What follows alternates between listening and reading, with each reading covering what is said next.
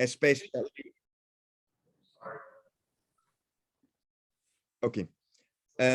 especially through social media.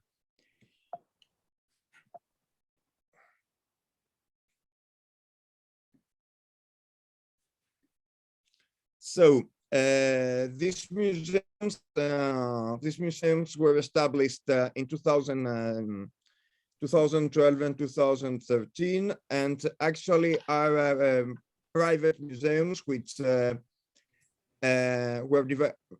were developed due to the enthusiasm of their founders, who at least in the beginning covered most of the expenses for their establishment from personal savings. For example, the history behind the Greek Museum of Information Technology is very impressive, as the founder is a passionate who works in the private sector in IT, and spent about 50,000 euros before the museums managed to have some serious income from its own activities. Most of the material in the Greek case comes from donations, while in Argentina a smaller part comes from donations, and the founders spent a considerable amount of money to buy showpieces by other collectors. The museums have these museums have quite big collections, but they cannot. A big part of them cannot be displayed due to the lack of available space. And finally, we can say that in the last years, the profile of these museums has changed somehow in the last 3-4 years, as they gradually became more recognizable institution, attracting higher media attention.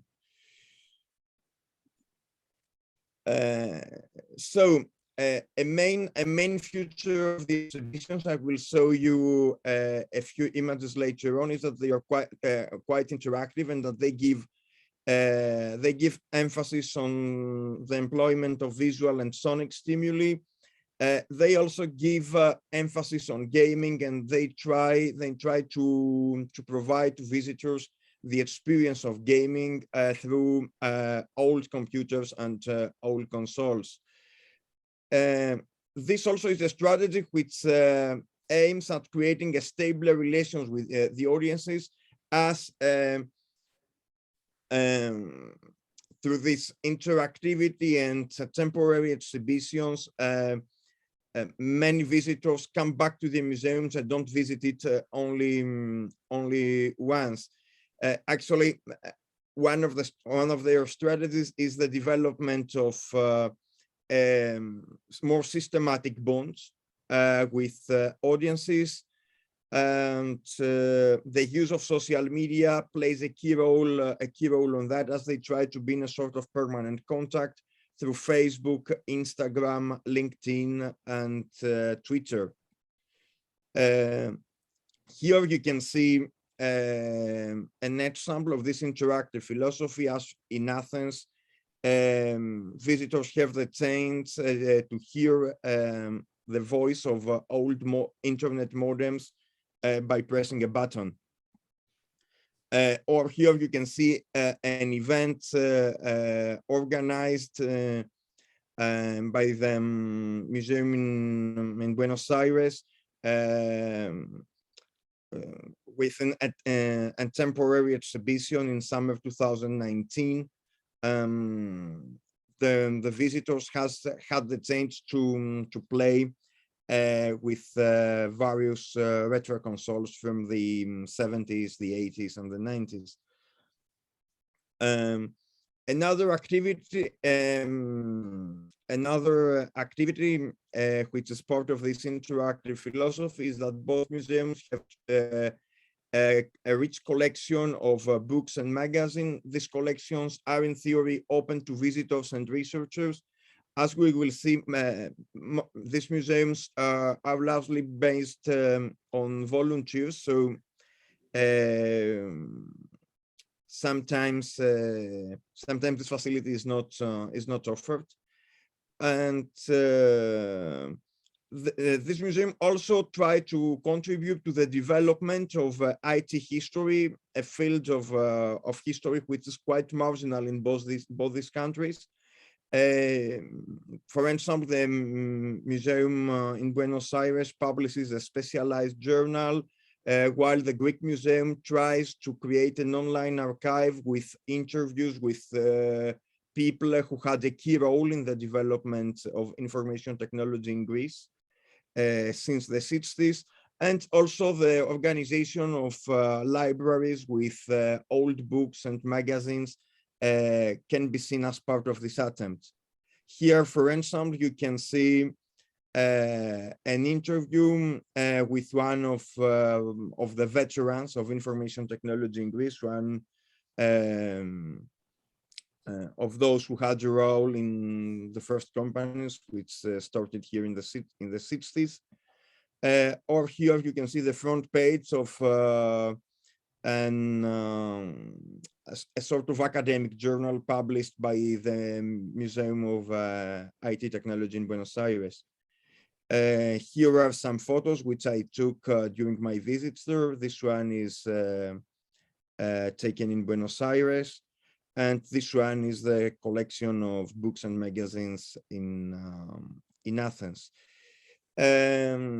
Both museums, and I had the chance to take some interviews from volunteers and from the directors, and they both described me various problems which they faced, due to the lack of state support and due to bureaucratic problems in both these countries. I mean, the state did not help in the development of these institutions. This is a problem which is quite common in other countries of the technological periphery. We don't have time here, but for example, I can maybe later on in the discussion I can tell you stories from Uruguay and Chile, from people who tried to establish an IT museum, for example, in Uruguay, in the University of the República, and they were struggling for years and years to secure some support from the state and from the university, and this is not possible. The income of these museums comes from tickets, from donations, and from museum shops, and in the Greek case, from some sponsorships with IT companies. The relation with the mainstream media has come through many stages. In the beginning, there was little interest, but in the last 4 or 5 years, after mainstream media saw that these museums have earned some attention and are more visited by tourists year by year, they visit them and they have devoted some time to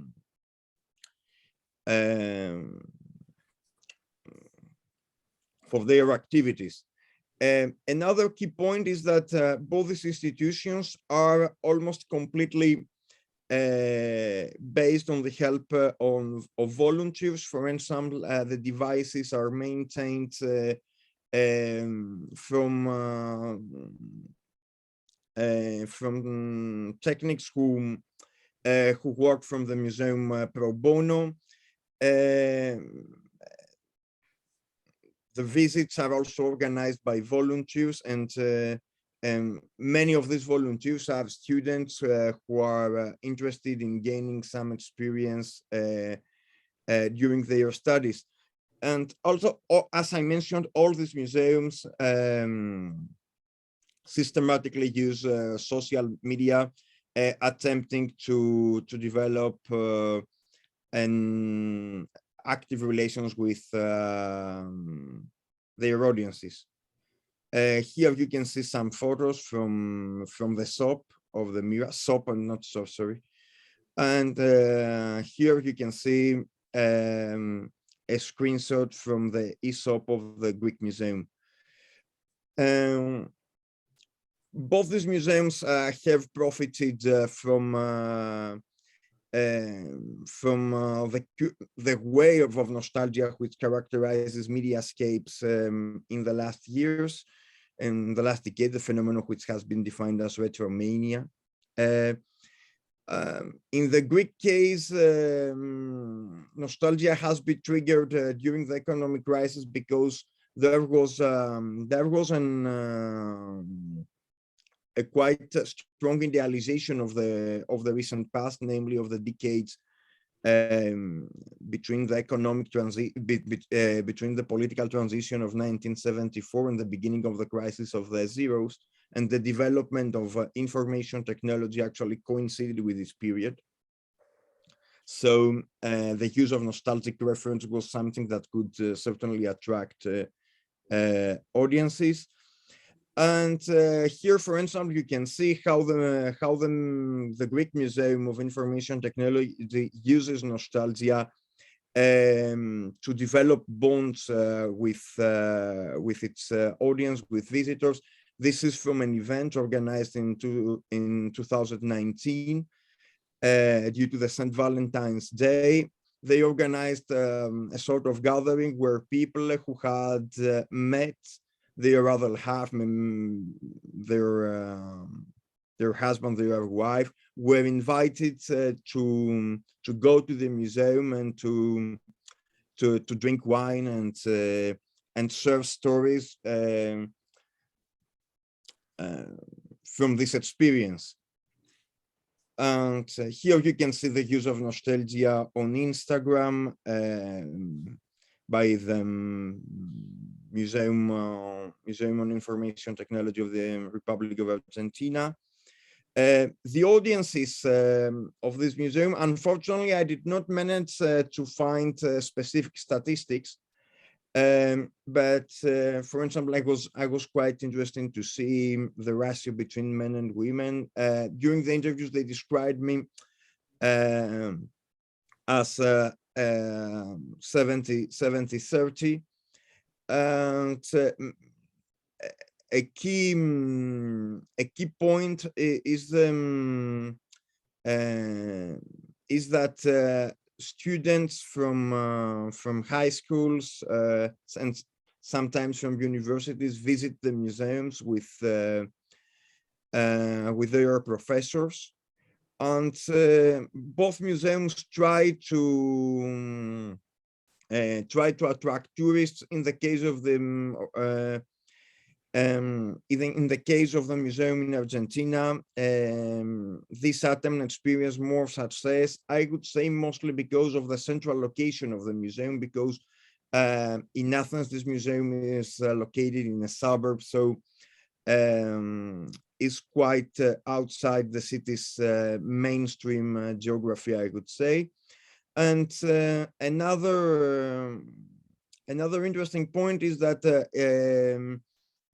visitors come from various ages. I mean that these museums don't only attract elders who want, who are motivated by nostalgia, but also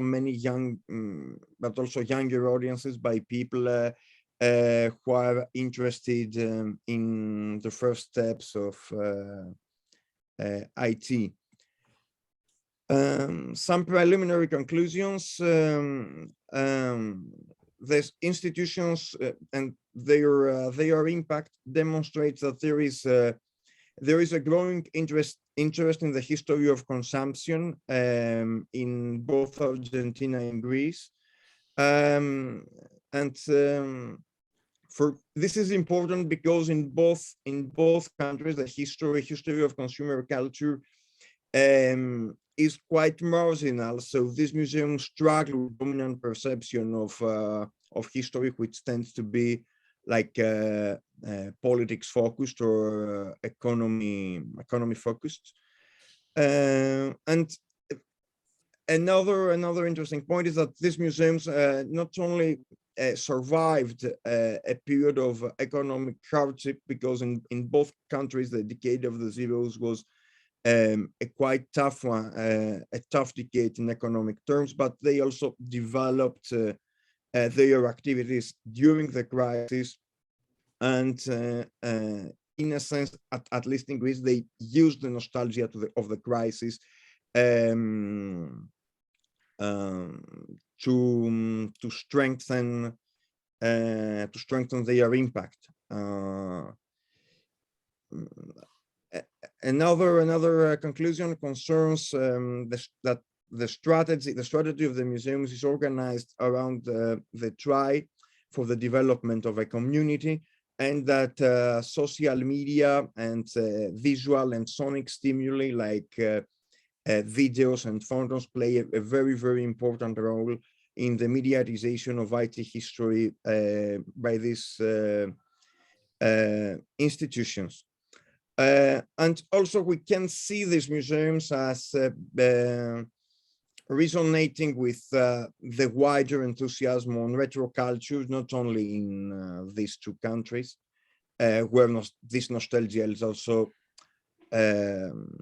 associated with the idealization of them before the crisis passed, but more in general, I would say.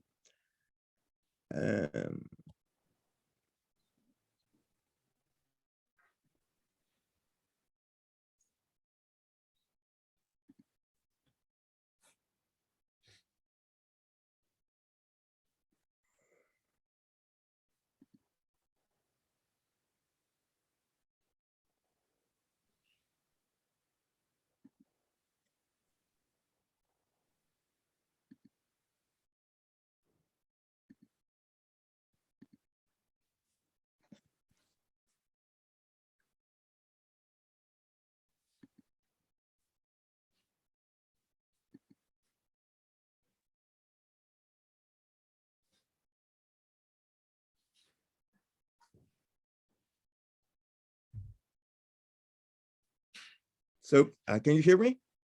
Yes. Okay. So did you have a further conclusion, or that was the conclusion? These are some preliminary conclusions. Actually, this was part of a project which was interrupted by the pandemic, and I'm now trying to go back to it to write a paper based on this research. So for me, it's like a sort of opportunity to go back to something that not exactly abandoned, but I had left it a bit behind. Okay, great. Thank you very much. So let's give a round of applause. Thank you. So I think what we'll do is have the second paper as well, and then come to the questions together, because that will already build another conversation there. So our second paper is by Markus Lundström and Paola Sartoretto, and the title is The Temporal Nexus of Mediated Collective Memory Construction from the University of Stockholm. So Markus, will you please introduce yourself as well? So, there. Yes, sure. Just a standard question. Can you hear me? Yes. Okay, great. Unfortunately, Paola couldn't make it today due to family obligations that came up. But so I will do the presentation myself. But I'm an associate professor at the Uppsala University in Sweden, and Paola is at another university, Swedish University. She's a media and communication scholar, and I'm an historian, economic historian. I have a PhD in economic history, but I'm also a sociologist. So I work in both of these fields, and I'm particularly interested in social movements and social movement views on temporality, on time and temporality, and how time is used as a resource and as a perspective and experience by social movements in their activities. So that was a little bit about myself. I would try to share my screen.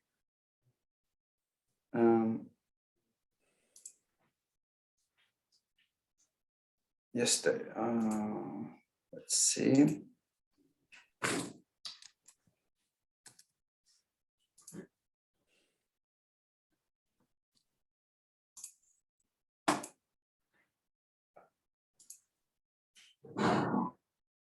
Now, can you see the full screen of this, or the PowerPoint view with the We can see the slides? Yeah, I think you have to do play. Yes. No.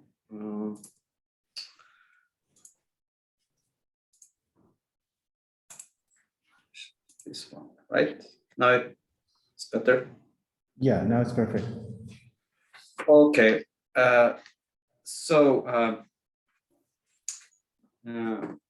In this presentation, it discloses a co-produced article by me and Paola Sartoretto, and it was published last year in the journal Social Movement Studies. And the article addresses the question of how social movements can uphold their collective memory construction in a media landscape, which is characterized by short-lived, or what's called ephemeral, digital platforms such as Facebook, Instagram, Twitter, and so on. So we focus on the temporal aspect of digital activism, and that is how ephemeral media interplays with the construction and maintenance of collective memories. So we ask how movements practices of remembering and also their objects of remembrance take place in a transient milieu of digital media platforms. So to explore this temporal nexus, which we call it, we have turned to the case of Brazil's landless rural workers movement, the MST, which I'm sure most of you are familiar with. The MST is one of the world's actually most long-standing and well-organized social movements, and it's been vividly engaged in collective memory construction as well as in digital media communication. So it was a perfect case to study, and also we both wrote our dissertations on this movement, so it was also this familiarity. But MST set out in the late 1970s with rural mobilizations in southern Brazil, which then materialized as land occupations. And these resistance activities soon became increasingly interconnected across the country, and the Brazil landless rural workers movement became nationwide and was inaugurated in 1984. Today, through MST's kind of successful land occupations, more than 300,000 families have gained access to farmland. But an important component of this kind of success story of the MST is their collective memory construction. And one aspect of this is the display of rural violence. Now I'll try to change the slide. Let's see. Yeah. The MST has a quite stark history of being of its members being assaulted, assassinated, and even in several instances massacred by the police. And the violent repression has accordingly become a formative collective memory, kind of a narrative cornerstone in the movement's historiography. And so when the president today refers to the MST activists as terrorists, while the movement at the same time experienced severe police brutality and assaults by armed groups, collective memories of rural violence become reactivated. Like this picture here is a classic picture from the early 1990s. And collective memories are in this sense imperative components for every social group and they thereby constitute a vital resource for social movements formation and endurance. And this is all common knowledge, but as collective memory construction depends on its public articulation, attention has recently been brought to how digital media platforms interplay with collective processes of remembering and forgetting. So how can ephemeral digital media communications flows with these vanishing objects of remembrance produce practices of remembering? So how does ephemeral media interplay with collective memory construction? That's the background to our research question. And to explore this issue, we decided to use both the materials from our dissertations, but also expand that to analyze two different media sources. The first was the MST's internal newspaper, which was once a key communication vehicle for the MST.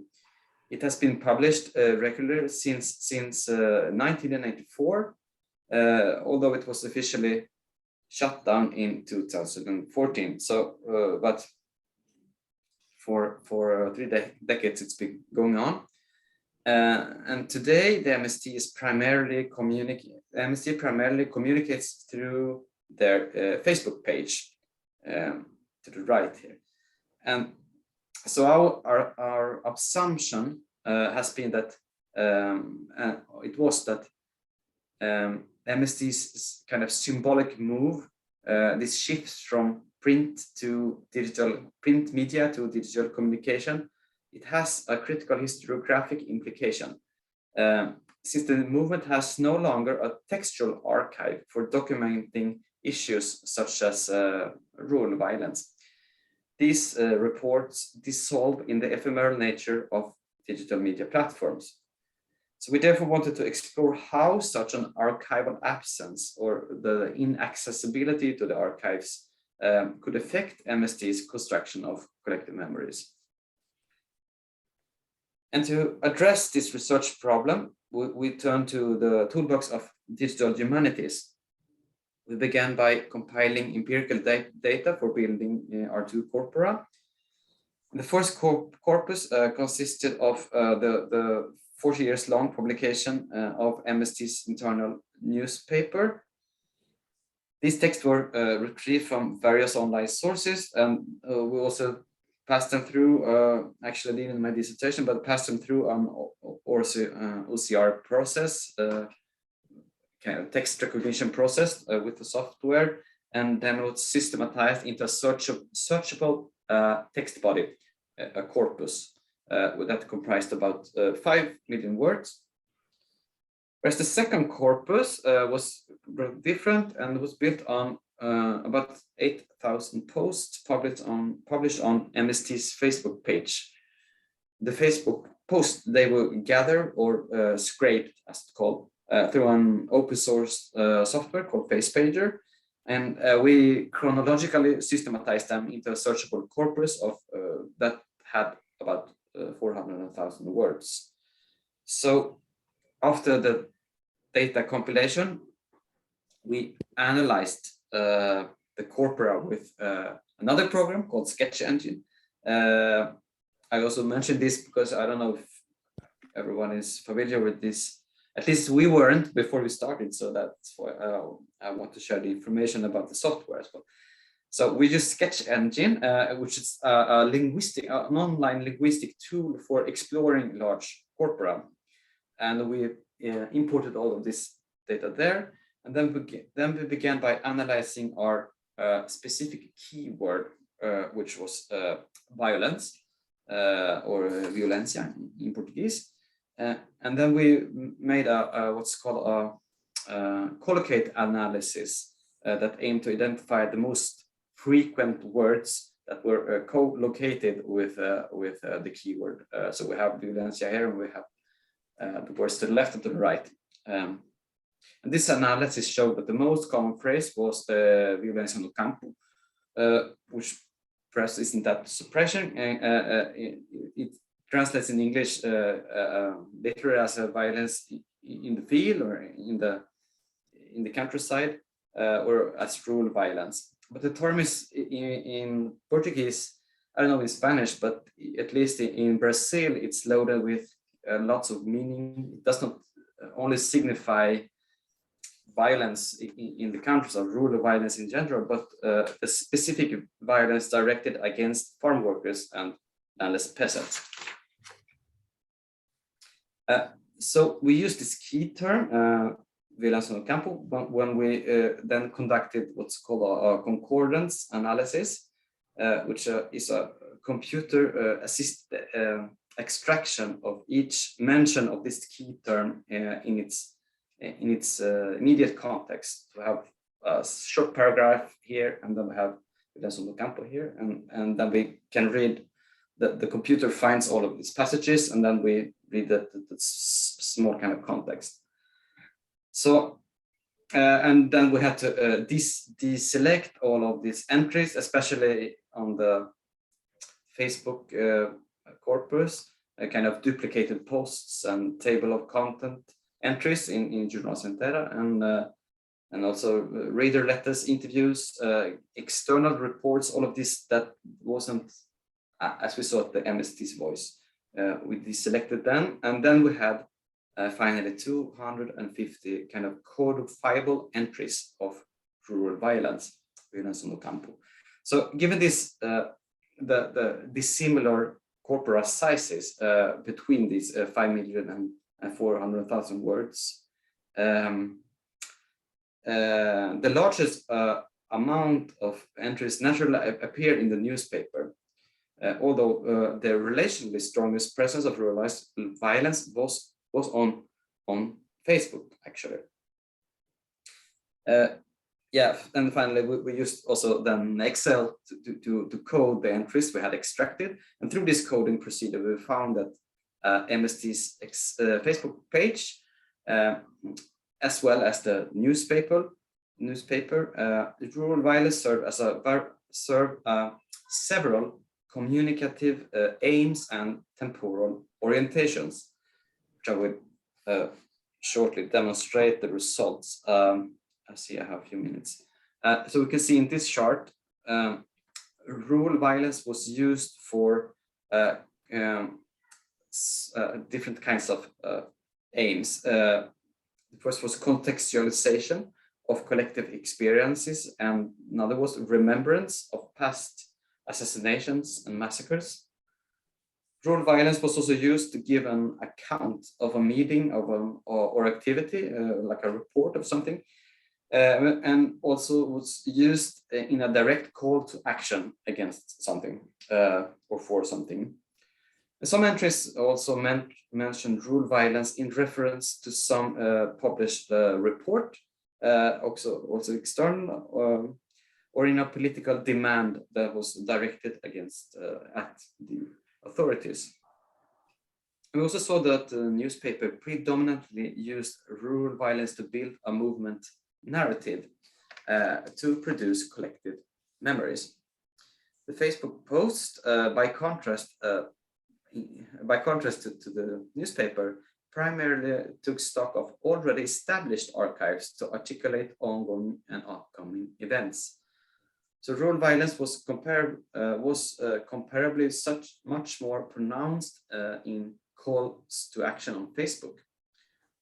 Accounts from meetings and activities were slightly more represented, which also designates a more contemporary focus on Facebook. However, these accounts also serve a documentary purpose, assembling potential fragments for collective memory construction. And in this regard, we saw a qualitative difference between the two corpora. On Facebook, they communicated ongoing events, while in the newspaper, accounts became building blocks for collective memory construction. And this transformation also increases over time, over chronological time. The careful historiographic appeal from the newspaper gives way to the slim notices characterizing the accelerated communication flow of digital media platforms.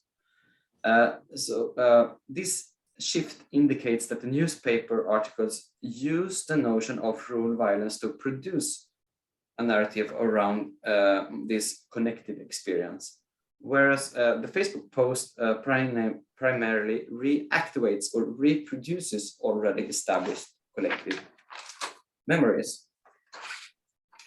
So besides communicative aims, our corpus analysis also revealed how rural violence was connoted with a variety of temporal orientations.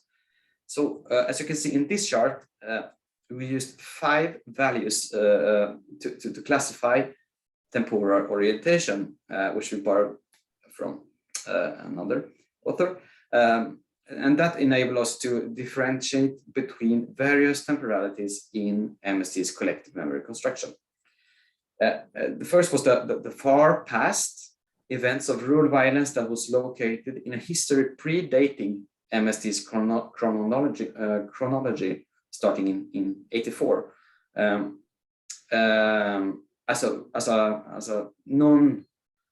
This was a non-existent temporal orientation of Facebook, and it was kind of rare in the newspaper, but it existed. Moments that preceded the MST, for instance. Political imaginations that projected a world free from rural violence, visions that was located in the far future, were even less frequent, but still existing in the newspaper. But this indicates that the newspaper attains a kind of a wider temporal orientation, one that exceeds MST's own history and impending actions in the near future.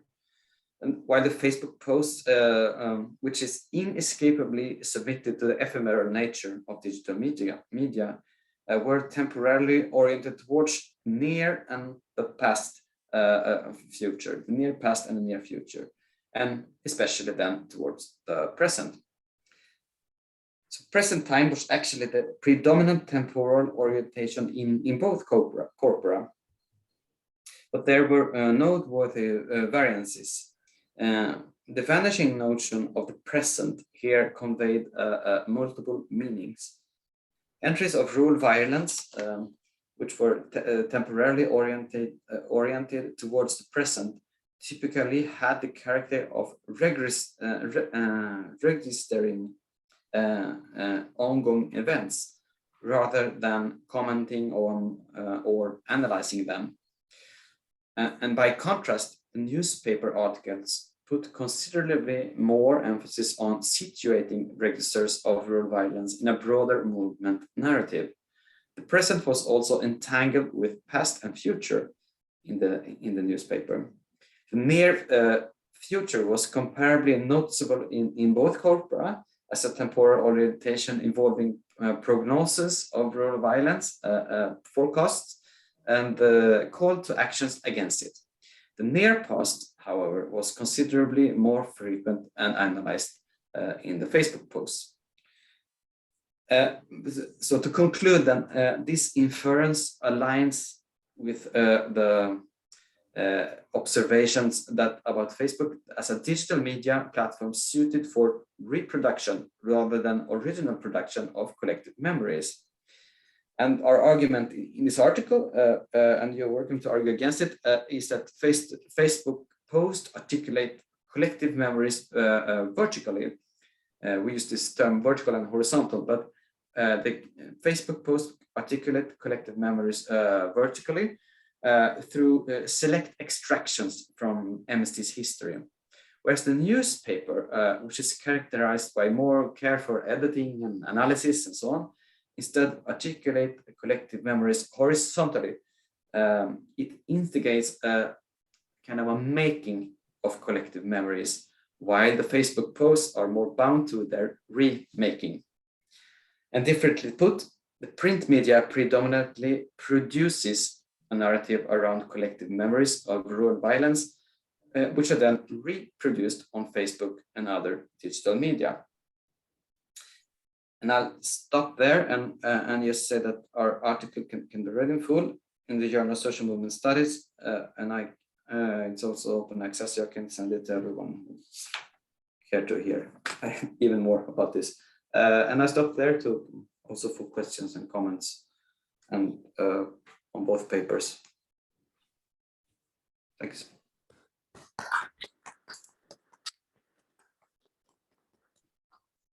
So thank you very much. Both of our speakers were admirably accurate in terms of timing. So we have plenty of time for discussion. We have a number of people on Zoom as well who are attending. So maybe we can begin with questions here and then move to questions from the Zoom audience as well. So fascinating papers, both also very interesting in terms of contrast between both the context and the methods. So questions and comments. Yes.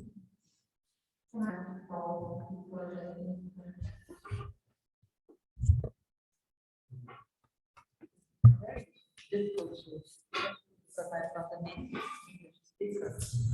Anyway, just very, very quickly. I'd like to congratulate both of the presentations because they're really important for how we deal with the heuristics of history nowadays. But Panagiotis, is there history of technologies has to do with uses of technology in the museum, or it's how you build a narrative of history of technologies for the museums. I think there is a difference between these two perspectives, because if you think about history of technologies in museum as material culture, how you establish the patterns of building a kind of epistemology of this history of technologies in terms of producers, consumers, the circulation of the apparatus, the development, and nowadays the sustainable development. I think it's just to let you talk a little bit more about the concept of history of technology, because I was thinking in terms of other perspectives that has to do with the second presentation from Markus and Paola.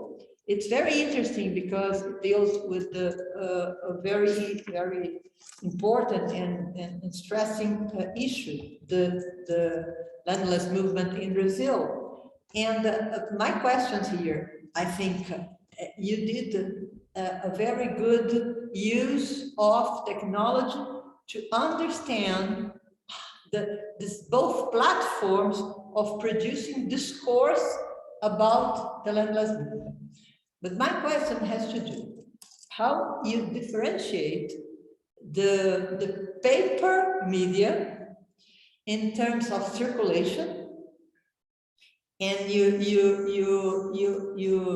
both take from 1984 to 2040. It's a long period. And I'd like to understand a little bit more the terms of comparison because of Facebook. You take from 2014 up to 2019. It's a shorter period. Actually, I think in terms of comparison, it's outstanding how in 5 years you have a lot of information about circulating. But my question is how you deal with these two platforms in terms of the circulation, especially I thinking about the title of the periodical that was the internal newspaper of the landless movement. And this circulation, it's to the movement, it's not outside the movement. It's really, really, really expensive to produce to produce this kind of material, because have to have prints and have people, and it have to do a lot of investment. So I would like to understand a little bit more the terms of comparison. On the other side, I'd like to congratulate the way you use technology in order to produce data. It's very important, I think. And going beyond this heuristic reflection in terms of practical reflection, I'd like to raise a question for your research that has to do with the impact of all this media that belongs to corporations. How social movement deals with platforms that belongs to corporations, especially in this invisible capitalism system. This is go beyond. If you want to question to answer this question, you are free to do so. Thank you. Great. Thank you. So we can begin with Panagiotis and then Markus.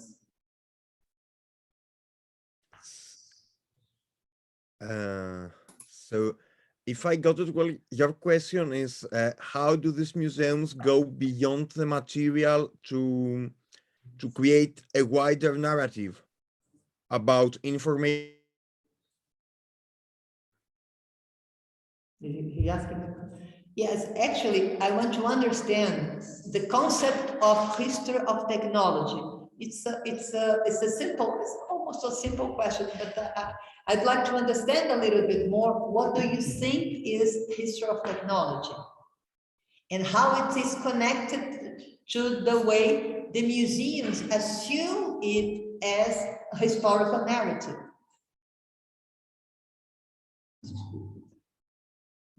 Big question.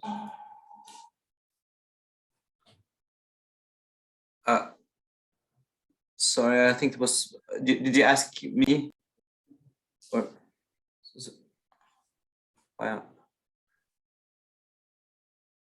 I don't know if I'm addressed or Panagiotis. Yeah, so I think in a way the question that is being asked is because you presented us the museums and how they actually keep the past in a certain way and then project it towards the public. So I think the question is, what is the basis on which the museums, historical basis on which the museums are actually starting in the notion of the district executive? Does it make sense? Thank you, Chad. And you're muted. We don't hear you. I think you need to move the microphone to the ones Yeah. who's speaking, otherwise we cannot hear. He muted the microphone. Yes. I'm not sure if I heard. Panagiotis moved the microphone.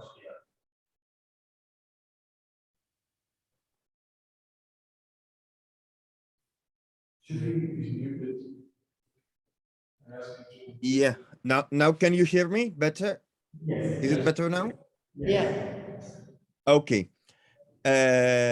So if I got well the question, what I found more intriguing in these two museums, and what do they have to tell us about the history of technology in these two countries, is that in both cases they try to go, although they are established by people who are not historians. I mean that both are established by people who were working in the IT and were, in a sense, passionate with the IT material culture of the first decades. I mean, of IT history, and both they were collectors actually.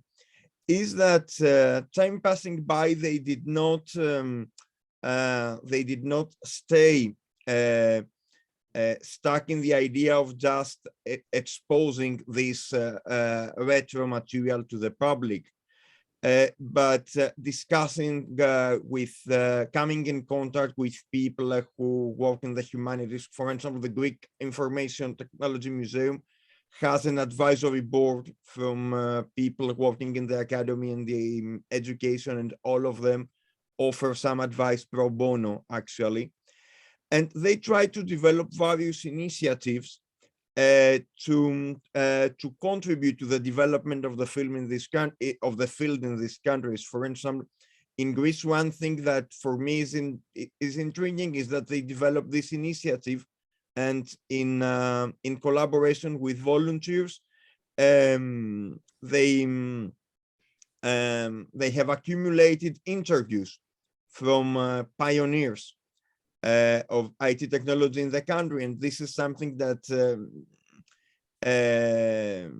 did not exist. I mean, that these museums are the first who do that, or they try to make wide audiences engaging with the history of technology, but not only as material culture, but as part of the cultural history of these countries more widely. For instance, what the Greek Museum does, which is to bring in contact people who flirted using chats in the 90s and the zeros, and to create an atypical network among these people so that they can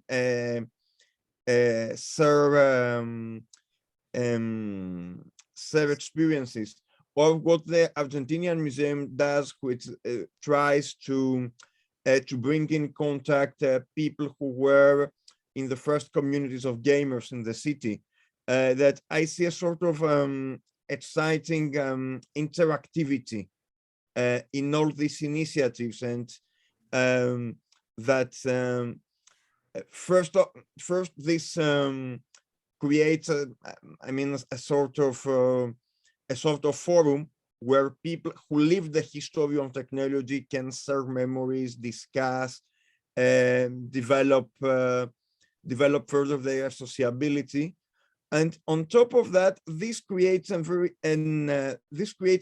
sort of network which can be employed by the researchers in both these countries. For example, I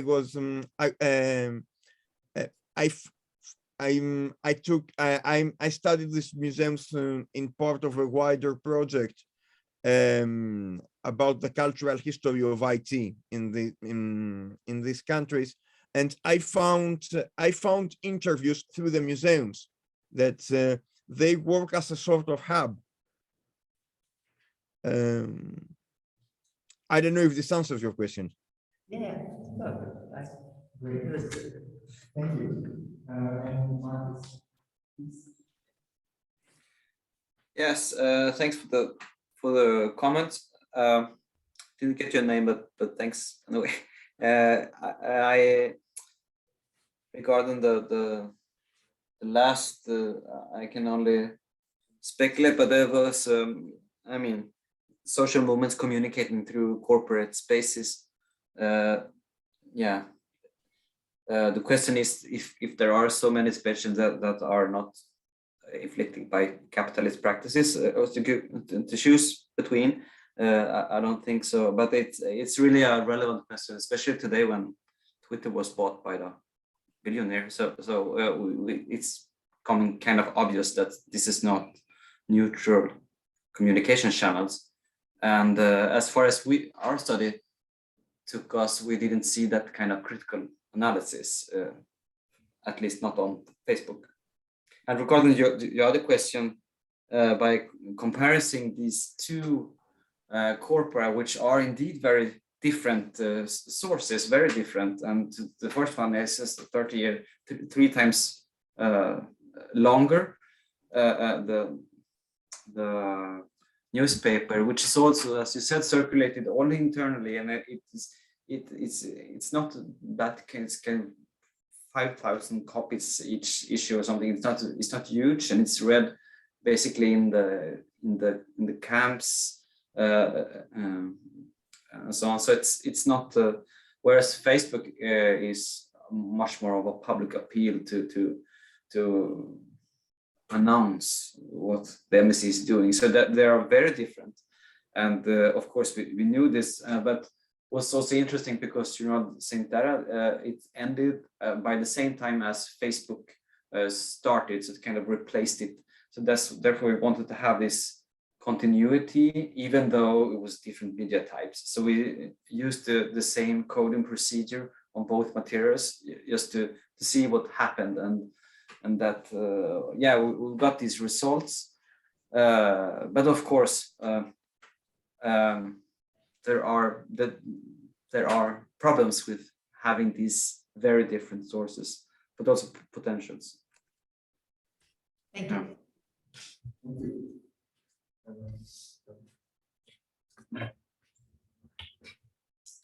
So thank you for your speeches, and I have questions to both of you. I will start maybe with a question to Markus, then to Panagiotis, because it's in a way maybe a follow-up. Because I was just wondering, are there other media than newspaper and Facebook page used by MSD? I was thinking in this more historical part about printed brochures or this way of communicating as an MSD, and in this more modern part, let's call it, I don't know, other social media or a website, and if there is a website, what's the relation between a website or Facebook or other media?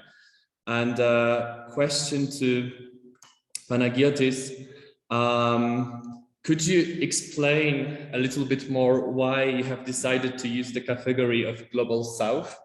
Because I was wondering whether not all IT museums have similar problems. I mean, that they often are treated as these places for geeks, for nerds, people who play computer games, Magic the Gathering, and so they are treated and just something new, something not understandable for other people who did not have experience or I don't know, childhood, teenage years with playing those video games. Because there was a moment in your presentation that you wrote, the history of technology plays a marginal role in the national history of both countries, problem common in other countries of the technological periphery, exempli gratia, Uruguay and Chile, limited interest in the history of consumer. And okay, maybe I agree partly, but I think that history of technology is not the history of IT. I mean, IT is just a part of technology. And I was just wondering that in Greece, I know there is this Museum of Ancient Greek Technology. In Buenos Aires, there is this Science and Technology Museum. And I was just thinking that the IT museum specific problems are like the global ones, let's say. And so the Global South category, yes, as I said before, like, could you explain a bit more why in case of IT museums, Global South is something that is helpful for us to understand those problems? Thank you.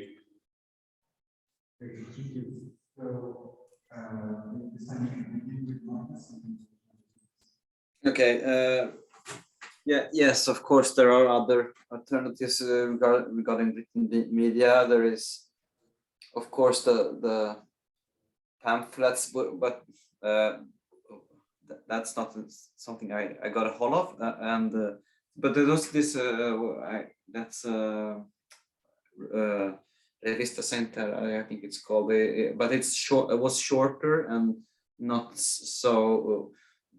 The newspaper that we used was the most, the largest, most long-standing, and had the largest corpus. Since we were doing a corpus analysis, we wanted lots of text. So the more, the better.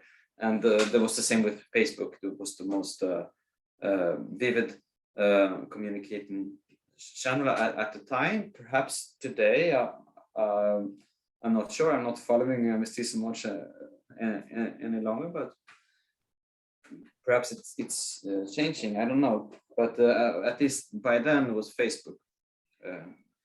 So I think we wanted to have as like the biggest communication channels. That's why we used these two, and there were no real candidates that do them. Thank you. Yeah, thanks for the question. Yeah, I feel you're right that the global south maybe is not a good term. This is why I had used it in the proposal, and this is why in the presentation I use the term south to south approach. Actually, I started the aim of this research was a comparison between countries with experienced authoritarianism in the 70s, and then the development of IT technology actually coincided with a period of growing democratization in the 80s. This was actually a comparison between Southern Europe and countries of the Southern Cone in South America. When it comes in history, in how the IT history is actually identified with the history of technology in the paper, yeah, I would agree with you. Yeah, that maybe was not a good identification. And in Greece, of course, there is okay.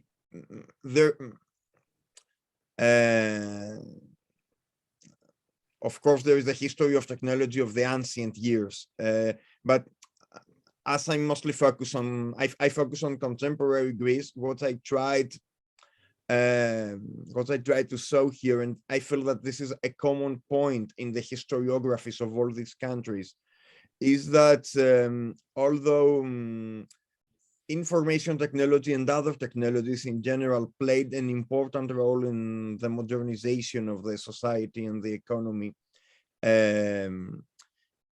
after the political changeover in all these countries, that actually a contemporary historiography tends to focus on political and economic questions, sometimes maybe on social movements.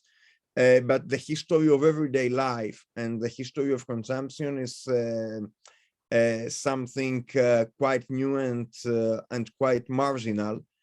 And maybe this is why this institution have faced problems when they try to convince the local society that what they are doing worths more attention, more funding, etc. To give you an example, I remember that I was discussing with volunteers, and they were describing me that when schools visit these museums, one of the problems that professors have is that they are not very well prepared to explain to the students the history, the IT history. So although in theory they are professors, they are teachers and professors teaching history in primary schools or secondary schools, and this demonstrates, I think, that the marginal role that these issues have in the dominant historiography, public historiography, and the school historiography in these countries. Thank you. For many years, I've lived in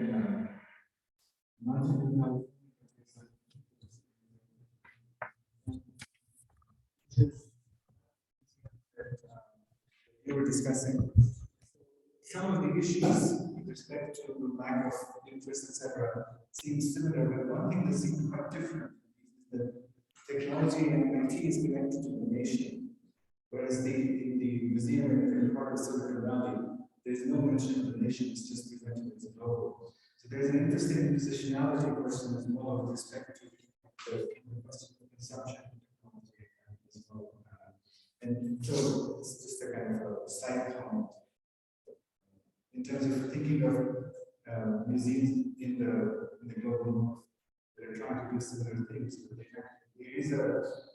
there's a slight different, there's a different inflection at least from the experience of our president. Other questions? Any questions from our Zoom audience? Further questions here? Okay, we have. Can you hear me okay? Thank you. So yeah, thank you both for such interesting papers. I was struck by Panagiotis had talked about nostalgia a little bit and had proposed that the nostalgic qualities of the Greek Museum were due to the aftermath of the economic crisis. Yeah. And then Markus and Paola's paper, you sort of didn't use the term nostalgia, but you were, I think, arguing that more toward the idea that the change in medium itself was responsible for this kind of looking toward the past. So I wonder if we could maybe switch those positions and ask Panagiotis, to what extent is the nostalgia a function of new media? And for Markus, do you think that the sort of backward-looking qualities of the MST Facebook page have also social causes in addition to medial causes?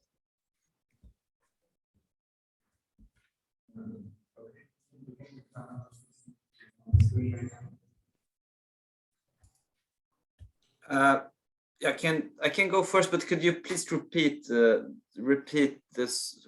I didn't quite get it. So is it fair to say that you're positing that there's a causal relationship between the emergence of new media, the use of social media, and more of an emphasis on the recent past in MST communications? Yeah, I think it's part of it is explained by the media itself, since this ephemeral nature of digital media, always on scrolling on screens, everything is vanishing. It's never stuck as proper paper builds an archive, it creates more. So are there additional social causes for that, specific to the 2014 to 19 period, in addition to the media causes? Yeah, of course. The history of Brazil since the 80s until now, it's been up, and it's happened a lot. So I don't want to kind of disembody this from the contextual development, but that is not what we do. But of course, I can speculate about several causal explanations for that, and but nevertheless, I don't think that nostalgia would be. I think in your case, Panagiotis, I think that nostalgia is something that is employed or used in a specific period to deal with a certain. We haven't always been nostalgic. It's appeared in the 70s it's a new kind of development, but producing collective memories as a community, that's something that has other histories. I don't think they're comparable as vehicles for historiography. There are different kind of movements in telling stories, collective stories and narration, and building nostalgic artifacts or collection of artifacts in a museum. And so I think, I think our papers kind of speak to each other in that way. So I'll pass over to you. Thank you. So of course that nostalgia was boosted by the new media and by the especially by social media and Facebook. This goes without saying, I feel. In the Greek case, I think that the special thing is that this wave of nostalgia, this retromania of the decade of 2010, was highly politicized, because this decade actually coincided with a very tough crisis, and the popularization of the social media, like especially of Facebook, overlapped with the crisis as well. So an important narrative of this nostalgia was politics focused. I think that many people were discussing not only about the materialities of the past, but were associating these materialities with an idealized past, actually. That since they were living in tough times, they were discussing on, and this narrative focused on the 80s and the period between the early 80s, when the first socialist government came to power and actually implemented a sort of Keynesian politics at that time, and the mid-late zeros, I mean the years rightly after the Olympic Game of Athens in 2004. So there was a nostalgia focused on not only on discussions about the retro culture, but also about higher levels of prosperity or optimism, I would say. And since this period, the 80s and the 90s actually coincides with the gradual popularization of IT, because as was a peripheral country before the 80s and the microcomputers, very, very few people were in contact with IT in the country. So this coincidence, in a sense, facilitated these institutions to develop nostalgia-focused marketing strategy.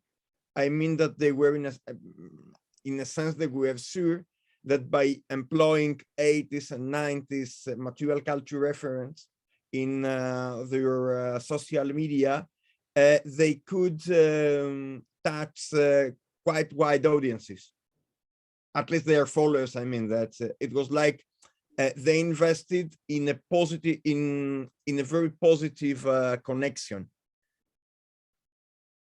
Thank you. Yes,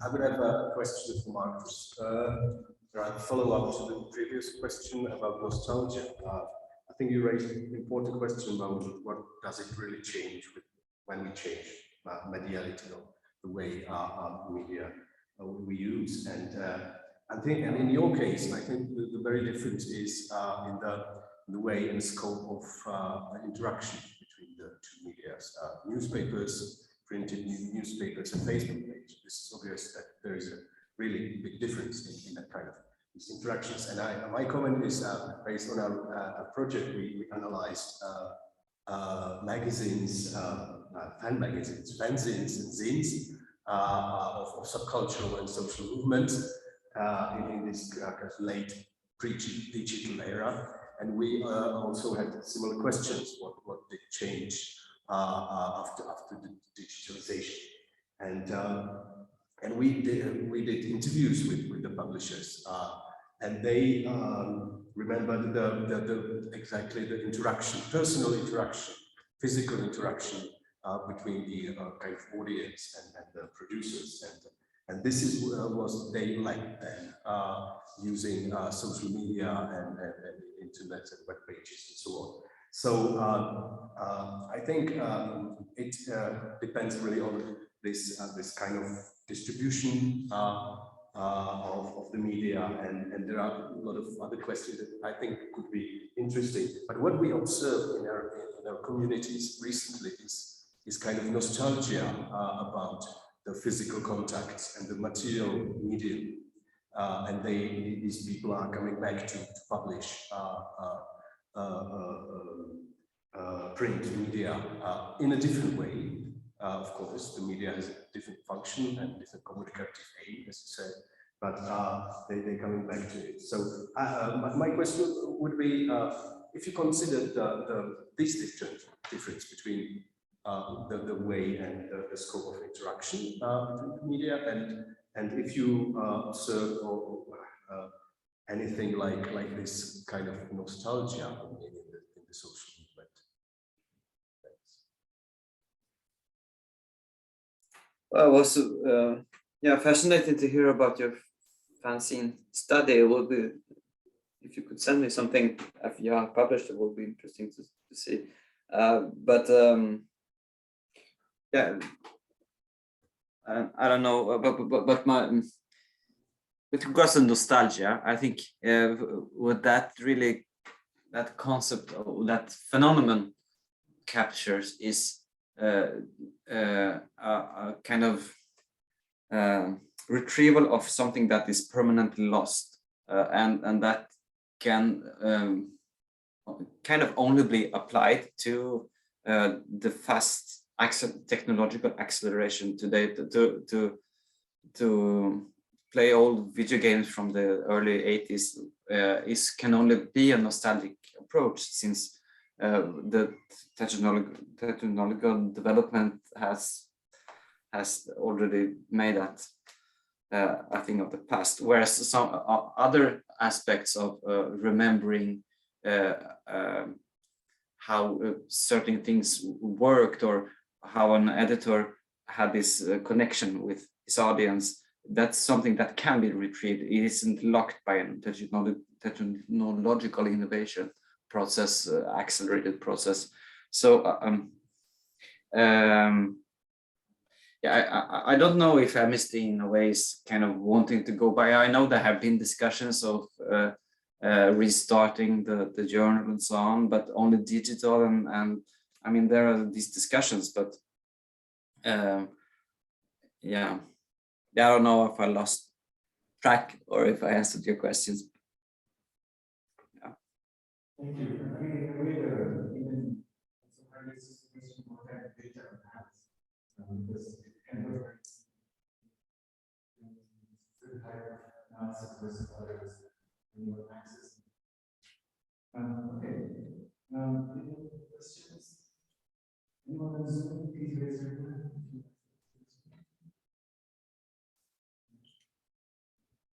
If not, then we thank the presenters for excellent papers and also for all the questions and for this very generous.